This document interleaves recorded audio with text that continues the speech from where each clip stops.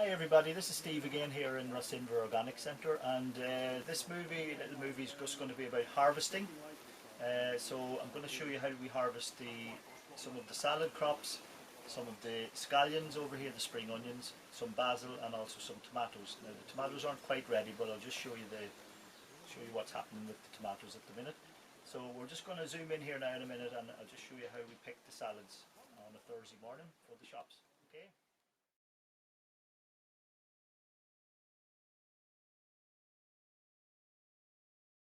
Okay, so the first lettuce we're going to look at here today is this one. This is a cos. It's called a cos. It's this kind of upright type of lettuce here. So no, you just go right back and pick it as far down as you can, as close to the stem as possible. So this leaf also, and probably this one, and maybe this one, and then you leave the rest of it. Just leave the rest of it for next week.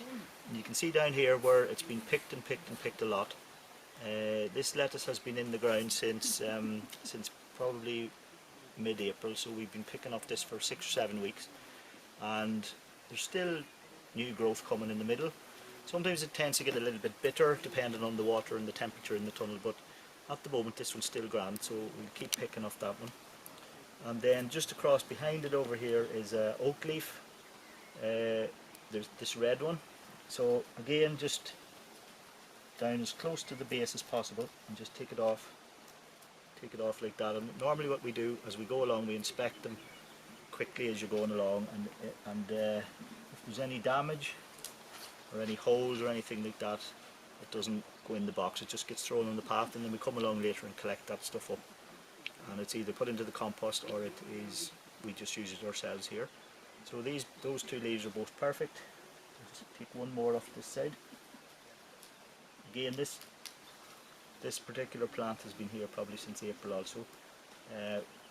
What will happen to this one when it starts to get bitter, or when it starts to slow down, we will just take it out and replace it with a new small baby plant, which we've got coming on the bench. So that's really pretty much it for salad. There's various different shapes and sizes in this bed. Some beds we keep one variety only, other beds we have a bit of a mixture like this. And what happens to these leaves then is every Thursday morning we collect maybe 6 or 7 big baskets of these, big crates of these, and we put them into 150 gram salad bags, and they're sent off to some shops in Sligo and Manorhamilton. And just to make the salad bag a bit more colourful, we put in some calendula flowers, which are just over to my right there. Some calendula, which you can see there, and also some nasturtiums, which are further over to the left, which come in several different colours of orange and yellow. So those, 1 or 2 of those in the top of the salad bag really makes a difference. It really makes them eye-catching, and obviously, well, you can eat those flowers as well. So that's the idea behind that.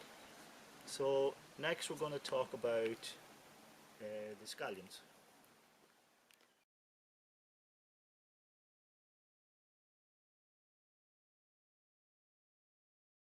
So here we have some spring onions, or scallions, or bunching onions. This type is called Ishikura. They're Japanese variety. They tend to like flop down a little bit like this, but they still taste great. Now these ones have been in here also since April. There's probably about 100 bunches in here, and each bunch has about maybe 5 in it. And these are almost beyond picking, but normally what we do with this, we just ease them out of the ground.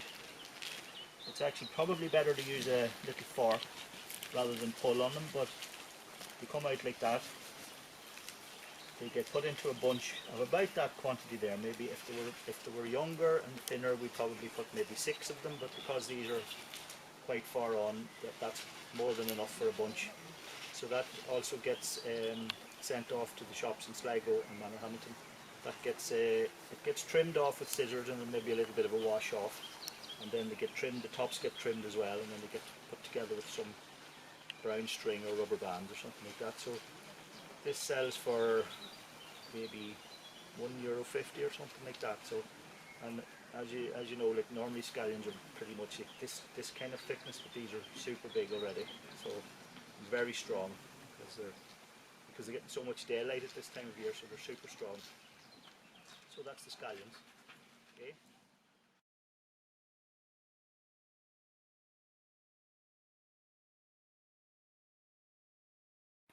Okay, so next up here is the basil, and this basil has been in here for maybe 3-4 weeks. We grew it in little module trays first and then planted it in when it was a couple of centimetres tall. So because of the June weather and the heat and the long days, it's just absolutely flying.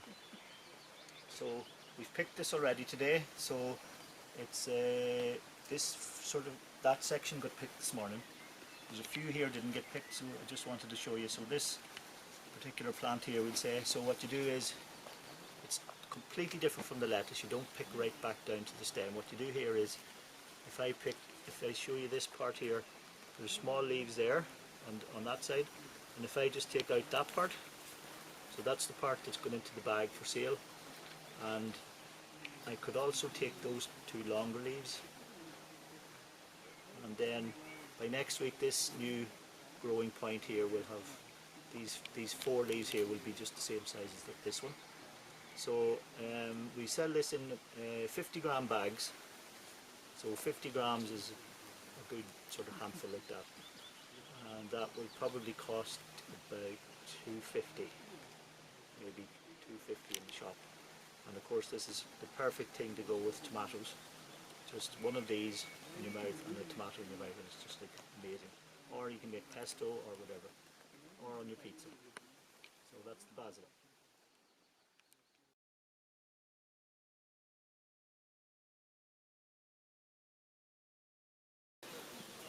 Okay, so next up we have here some garlic. Normally you wouldn't really be growing garlic indoors in a polytunnel because it grows perfectly well outside, so you're kind of wasting a bit of space really, but we just did this last year with our students as a bit of an experiment. So we reckon these were put in around about November, so they've been in there maybe 7 months. Normally garlic takes about 6 or 7 months. So you plant it in the autumn and you pick it in around about the longest day of the year, which is about now. So the sign that they're kind of ready to pick is that the foliage here starts to go brown, probably at least halfway down. So the other thing you can actually do is, especially when the soil is nice and dry like this, you can actually scrape it back and have a little look.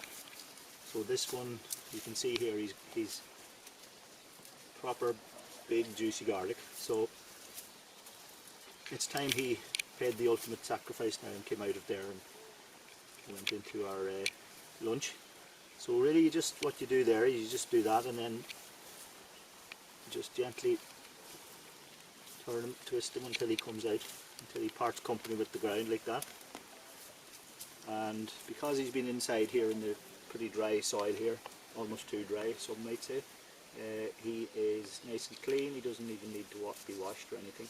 So normally what you do with that now is you can put them on like a wire mesh or something, or hang them up in an airy shed or something like that to fully dry, for all this foliage to dry off, because if you try to break that off there now, you can kind of cause a bit of damage in there. It depends if you're going to store them. If we're going to use this today, there's no problem, we just chop that off with a knife and get going. But if you were pulling these all out and you wanted to keep them through the winter time, which they'll last for months and months, just tie them together and hang them up in the shed. Exactly the same thing that you do with onions whenever they're ready soon, maybe July. And if you want, you can trim off these little roots and then just let it dry out like that. So that's how to do garlic. Okay.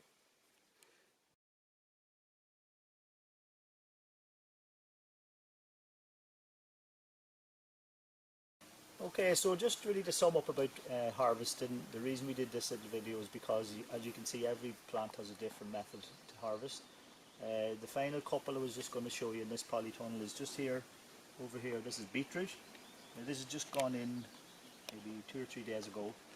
It's just gone into the ground, so in maybe another 6 or 7 weeks this will have the actual beetroot on it. Maybe when it gets sort of golf ball size, that's the time to get that. So again, you take the whole plant out and that's it, kind of gone. It's the same like we did with the garlic. Once you take it out, it's over. That's the end of that one, so then you need to replace that little bed with something else, the next crop that you're going to grow. Over on this side of me here is this bad boy here. This is a pumpkin, and you can see the way we've been winding it up this string, because if we didn't do that it would just take over the floor of the polytunnel.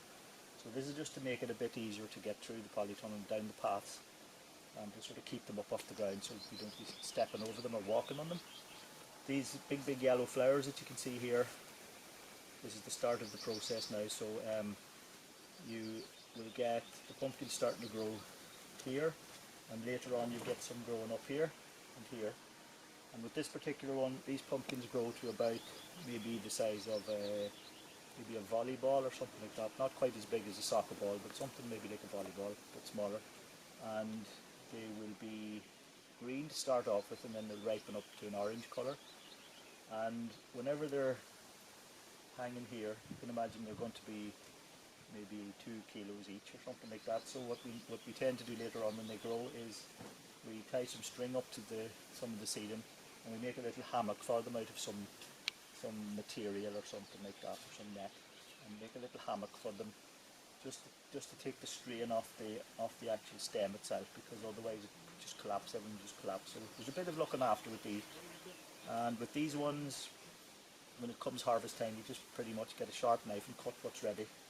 Cut the one that's ready, and then maybe next week or 2 weeks time you might have another one or 2 or 3 more.